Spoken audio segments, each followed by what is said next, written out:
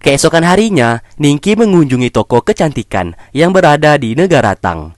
Di sini Ningki membeli barang yang ada di sana dan berniat memberikan barang tersebut kepada Sang. Di saat Ningki yang hendak pergi, terlihat beberapa pasukan dari Xiao Ho berusaha mengikutinya. Ternyata Ningki telah menyadari kalau saat ini dirinya sedang diikuti oleh seseorang. Dengan segera, ia pun mencoba melarikan diri.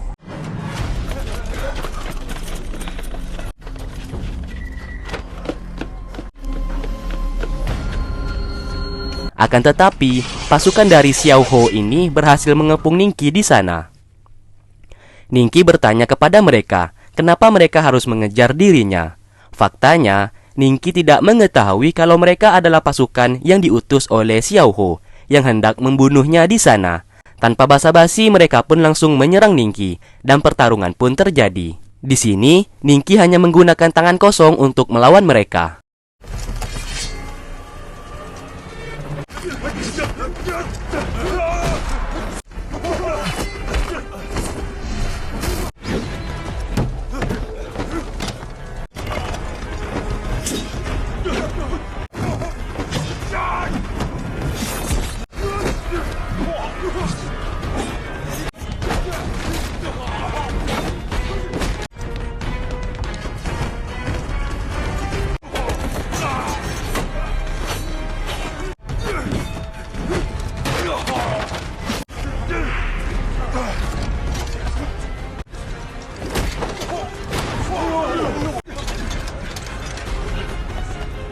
Singkatnya, ia berhasil kabur dari pasukan tersebut. Akan tetapi, di saat Ningki yang hendak pulang ke rumah, ia dicegat oleh pengawal milik Guru Wei.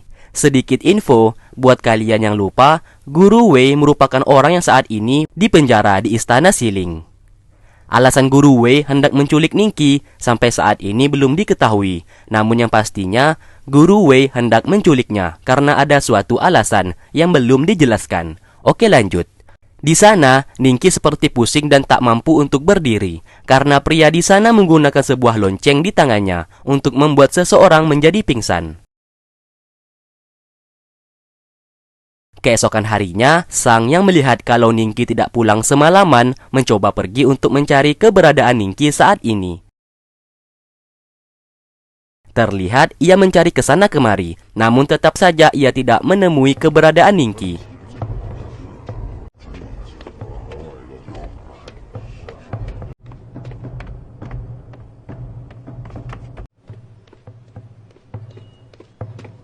Ia yang putus asa lalu menemui Putri Liu. Di sana ia menceritakan semuanya mengenai Ningki yang semalaman tidak pulang ke rumah dan keberadaannya sampai saat ini belum diketahui. Putri Liu mendengarkan hal tersebut lalu memerintahkan seluruh prajurit negara Tang untuk mencari keberadaan Ningki saat ini karena ia juga merasa khawatir. Setelah itu, Sang yang memiliki penciuman yang tajam mengetahui bau badan Ningki dan tak sengaja menemukan sebuah benda yang terjatuh. Ia pun menyadari sebelum Ningki pergi, Ningki sempat berpesan kalau ia hendak membelikan ia sebuah bedak. Menyadari ada yang tidak beres, ia pun pergi menemui kakek legend untuk meminta bantuan. Singkatnya, kakek legend mencoba menerawang posisi terakhir Ningki sebelum menghilang menggunakan bedak tersebut. Si kakek melihat bahwa Ningki telah diculik oleh anak buah dari Guru Wei. Ia pun menjadi kesal kenapa Guru Wei melakukan itu kepada murid kesayangannya. Ia dengan Sang bergegas mencari keberadaan Ningki saat ini. Karena si kakek menyadari posisi Ningki saat ini pasti belum jauh. Di lain sisi, Ningki di saat itu tak berdaya karena terus saja mendengarkan bunyi lonceng yang dimainkan oleh pria di sana. Ningki yang setengah sadar terus saja bertanya alasan pria itu kenapa menculiknya. Dan Ningki juga tak mengenal pria tersebut. Namun tetap saja, pria itu mengatakan kalau semuanya ini diperintah langsung oleh Guru Wei yang menginginkan Ningki untuk segera dibawa ke hadapannya. Ningki sesaat merasa heran karena ia juga tak mengenal siapa itu Guru Wei. Di lain tempat, Xiao Ho mendapatkan pesan dari anak buahnya dan anak buahnya sudah memastikan kalau yang membunuh Zhang Xuan Wei, dan Yusan adalah Ningqi. Membaca isi surat tersebut, Xiao Ho sesaat menjadi marah karena ia tahu kalau Ningqi merupakan satu-satunya orang yang masih hidup di saat ia dulu pernah membantai habis seluruh keluarga yang dimiliki Ningqi, termasuk Jenderal Lin. Kembali ke mereka. Di sini kakek Legend dan Sang terus saja mencari keberadaan Ningqi. Namun tiba-tiba, payung yang dipegang oleh Sang terjatuh dan payung itu sesaat menunjuk arah keberadaan Ningqi saat ini. Lalu pintu itu pun dibuka dan benar saja Ningqi memang berada di tempat tersebut. Pertarungan pun terjadi di sana dan si kakek Legend dengan berusaha membunuh pria tersebut agar bisa menyelamatkan muridnya.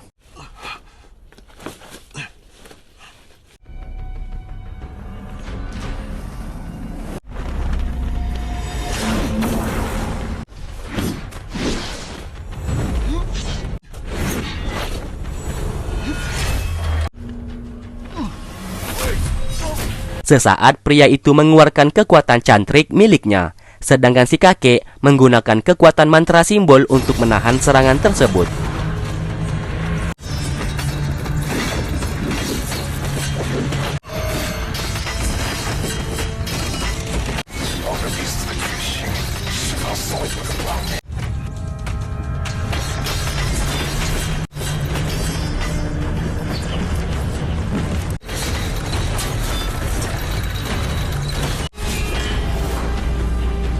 Tak lama kemudian, dari kejauhan datang sebuah pedang yang tiba-tiba menusuk pria itu dari belakang hingga tewas di tempat. Sesaat, si kakek Legend menyadari kalau pedang itu merupakan milik Junmo, dan ia tahu Junmo telah membantunya. Akhirnya Ningqi berhasil diselamatkan dan dibawa pulang oleh si kakek. Singkat cerita, Ningqi sujud berterima kasih kepada sang kakek Legend karena sudah mau menolongnya. Si kakek mengatakan ia senantiasa akan menolong Ningqi karena bagaimanapun juga Ningqi merupakan satu-satunya murid yang ia miliki saat ini, dan ia menganggap Ningqi nantinya bisa menjadi penerusnya kelak. Setelah itu, si kakek Legend akan mengatur jadwal latihan Ningqi, yang dimana setiap hari ganjil Ningqi akan belajar di akademi, dan setiap hari genap Ningqi akan belajar dengan si kakek, dan kakek Legend akan mengajarinya cara menguasai kekuatan mantra simbol yang ia miliki. Ningqi pun menyetujui hal tersebut. Sebelum pergi, si kakek Legend memberikan sebuah kertas dan kado.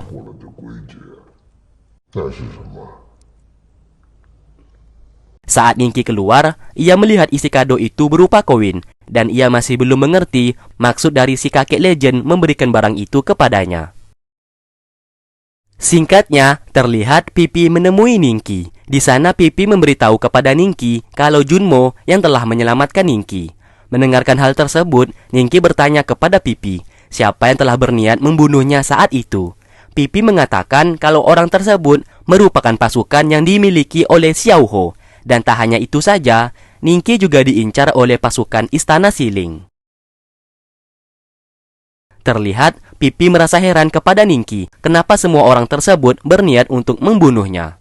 Tak lama kemudian, Pipi berjanji kepadanya kalau ia dan seluruh murid dari Master akan melindungi Ningqi di saat Ningqi berada di akademi, karena bagaimanapun juga, Ningqi merupakan adik seperguruan dari mereka. Terlihat, Ningqi hendak memeluk Pipi terkena serangan sihir dan terpental dari sana. Sesaat Pipi pun segera meminta maaf kepadanya karena ia tak sengaja mengeluarkan sihir tersebut. Melihat hal itu, Ningqi merasa kalau Pipi merupakan orang yang sangat hebat.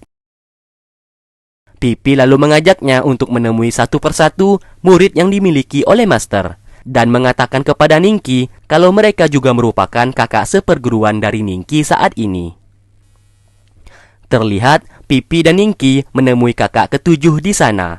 Pipi memberitahunya kalau kakak ketujuh ini merupakan ahli informasi yang berada di akademi.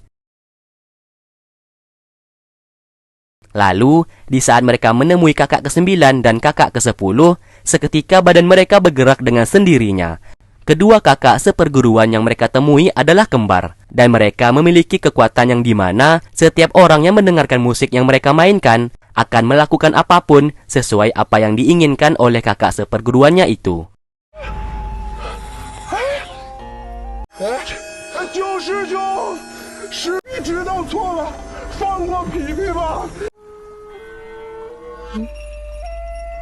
Kemudian, mereka melanjutkan untuk bertemu dengan kakak seperguruan yang ke-11. Terlihat kakak seperguruan ini memiliki kekuatan untuk menganalisis semua yang terjadi di akademi. Di saat mereka menemui kakak ke-6 dan kakak ke-4, Ningki menyadari kalau merekalah yang telah memasang jebakan di ujian tahap kedua kemarin. Di sini kakak ke-6 mengatakan kepada Ningki kalau ialah orang yang membuat baju perang untuk Xiaoho. Ningki lalu bertanya kepadanya, apa yang membedakan baju perang itu dengan baju perang lainnya? Kakak ke-6 mengatakan kalau masalah itu bisa Ningki tanyakan kepada kakak ke-4. Karena kakak ke-4 lah yang telah merancang baju tersebut. Akan tetapi, di saat Ningki bertanya kepada kakak ke-4, tak disangka pertanyaan tersebut diabaikan olehnya dan ia tidak menganggap keberadaan Ningki di sana. Singkatnya, mereka pun kembali ke rumah Pipi. Ningki mengatakan kepada Pipi kalau dirinya ingin bertemu dengan Junmo. Sebelum Ningki bertemu dengan Junmo, Pipi memberitahu ke Ningki kalau Junmo sangatlah berbeda dari yang lainnya, karena Junmo merupakan orang yang sangat disiplin dan selalu mentaati semua peraturan yang diberikan oleh master. Pipi juga meminta kepada Ningki untuk bersikap sopan saat bertemu dengan Junmo nantinya. Singkatnya, di saat mereka bertemu dengan Junmo, Ningki berterima kasih kepada Junmo karena telah menyelamatkan dirinya saat itu, dan tak henti-hentinya Ningki memuji kehebatan dari Junmo. Hal tersebut membuat Junmo merasa kesal, dan Junmo menutup mulut Ningki dengan sihirnya, agar Ningki tidak banyak berbicara kepadanya. Lalu Junmo mengatakan kalau Ningki sangatlah memalukan. Junmo juga mengatakan agar Ningki untuk berlatih lebih keras, karena jika Ningki masih lemah, ia akan membuat malu nama baik akademi, dan membuat malu nama dari master. Karena ke-13 murid dari master merupakan orang pilihan. Sebelum pergi, Junmo memberikan sebuah pelakat kepada Ningki, yang dimana pelakat tersebut merupakan sebuah tanda atau identitas seseorang saat menjadi murid dari master. Junmo juga berpesan agar selalu untuk menjaga akademi dan juga menjaga negara Tang, karena negara Tang merupakan bagian dari akademi. Singkat cerita, kakek legend menemui Ningki. Di sana ia memberitahukan bahwa hari ini merupakan hari pertama Ningki untuk berlatih mantra simbol bersamanya. Tak lama kemudian, Sang yang berada di rumah tiba-tiba terkejut karena di depan rumahnya saat ini telah dipenuhi sejumlah orang. Sang tiba-tiba merasa takut, dan ia dengan cepat mengemasi semua tulisan kaligrafi yang dimiliki oleh Ningki dan menyembunyikan semua kaligrafi itu di bawah tempat tidur. Ternyata, semua orang saat ini telah mengetahui kalau Ningki hebat dalam membuat sebuah tulisan kaligrafi. Oleh karena itu, semua orang ingin membeli tulisan kaligrafi tersebut dengan harga yang mahal. Namun di sini, Sang justru ketakutan. Terlihat ia pun mencoba pergi melewati belakang rumahnya.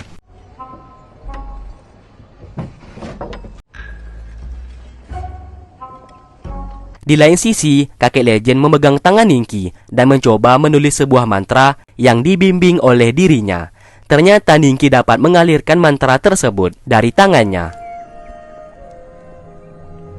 Terlihat kakek legend sangat perhatian kepada Ningki, dan hampir bisa dikatakan kalau kakek legend ini menganggap Ningki seperti anaknya sendiri. Setelah itu, ia juga memberitahukan kepada Ningki kalau ilmu mantra simbol hanya bisa dipelajari untuk orang yang memiliki bakat saja. Dan kakek legend melihat bakat tersebut berada di dalam tubuh Ningki. Kembali ke Sang, ia yang merasa takut akhirnya menemui Xiao Chu. Dan Xiao Chu ini merupakan pelayan yang dimiliki oleh Nyonya Jian di sebuah klub. Ia bercerita kalau saat ini rumahnya telah didatangi oleh orang yang sangat banyak. Ternyata, orang-orang yang berada di rumah Sang yang hendak membeli kaligrafi itu mengikutinya sampai ke tempat itu. Rupanya mereka mengetahui kalau di sana terdapat tulisan dari Ningki. Terlihat, Sang yang memiliki cap dari Ningki dengan mudah memberikan harga kepada mereka, dan harga yang disebutkan oleh Sang sangatlah mahal. Namun siapa sangka harga tersebut disetujui begitu saja oleh pria kaya di sana, dan ia siap membeli mahal tulisan kaligrafi yang dimiliki oleh Ningki.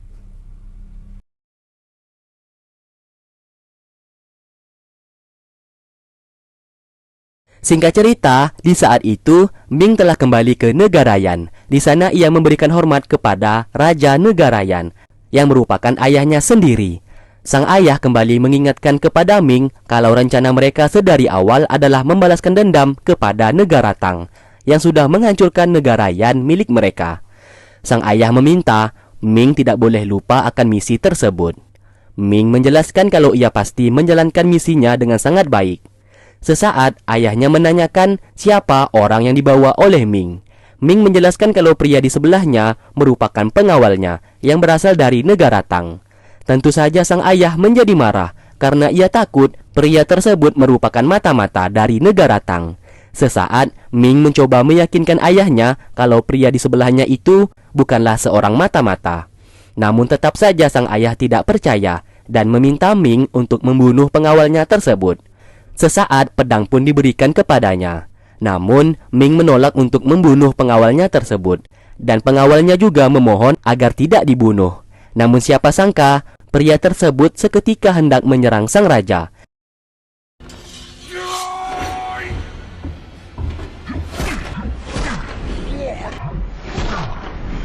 Ia pun ditendang hingga jungkir balik. Ming yang melihat itu langsung membunuhnya di sana.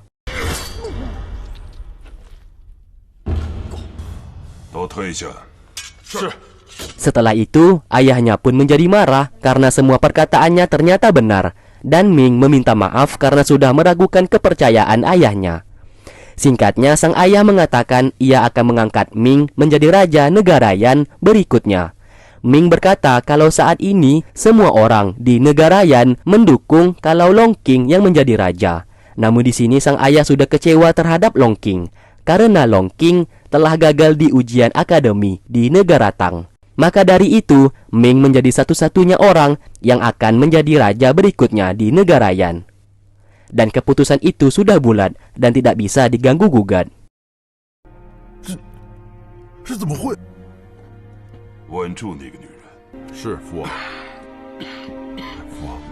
Singkat cerita, Ningki saat ini masih membaca isi kertas yang diberikan oleh kakek legend kepadanya, yang dimana isi kertas itu merupakan tulisan mantra simbol, dan ia harus mengingat semua mantra tersebut.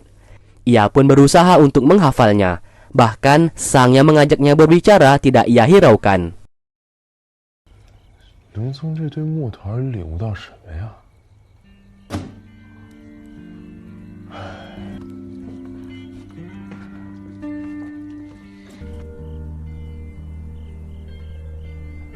Hingga esok harinya, ia pun masih duduk di sana dan tidak tidur sama sekali, karena terus saja merenungi isi tulisan dari kertas tersebut, yang sampai saat ini ia belum tahu maksudnya. Singkatnya, ia pun kembali berlatih di Gunung Akademi, tempat tinggal murid-murid para master. Di sana, ia bukannya berlatih, justru ia disuruh-suruh oleh kakak seperguruannya, dan ia pun harus mengantarkan makanan untuk kakak seperguruannya di sana. Karena ia merupakan adik seperguruan yang baru, ia pun harus rela disuruh ke sana kemari, karena itu merupakan tugas setiap murid baru. Namun enaknya, kini ia tak perlu khawatir lagi, karena setiap murid dari master mendapatkan pengakuan dari sang raja, dan pastinya Ningki pun akan dihormati oleh seluruh orang-orang di negara Tang, karena murid-murid dari master akan mendapatkan posisi yang sangat tinggi, karena hanya orang-orang terpilih yang bisa menjadi murid dari sang master.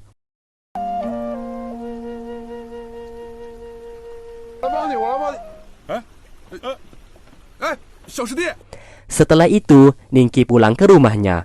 Ia pun melihat kakek legend yang menjadi gurunya saat ini sedang membetulkan pintu rumahnya yang sudah rusak. Si kakek legend sangat perhatian kepada Ningki dan sangat menyayanginya. Ningki pun merasakan perhatian yang diberikan oleh gurunya tersebut. Setelah itu mereka pun jalan-jalan di sekitaran negara Tang. Di sana sang guru menjelaskan panjang lebar mengenai kerajaan negara Tang dan kekuatan mantra simbol kepada Ningki. 你瞧瞧，这叫雾瓦，雨水落下直接，所以会觉得还是滑。这些宅子应该是很多年前造的，他们也能感受到天地无数代建造语言的知识传承下来，其中走建造的工匠不知道，连他慢点。 Terlihat hubungan mereka berdua pun sudah sangat dekat. Bahkan terlihat sudah bukan seperti guru dan murid lagi, melainkan seperti ayah dan anak. Saking bahagianya mereka berdua, Ningki lalu menggendong gurunya tersebut dan saling tertawa satu sama lain dan berbagi kebahagiaan.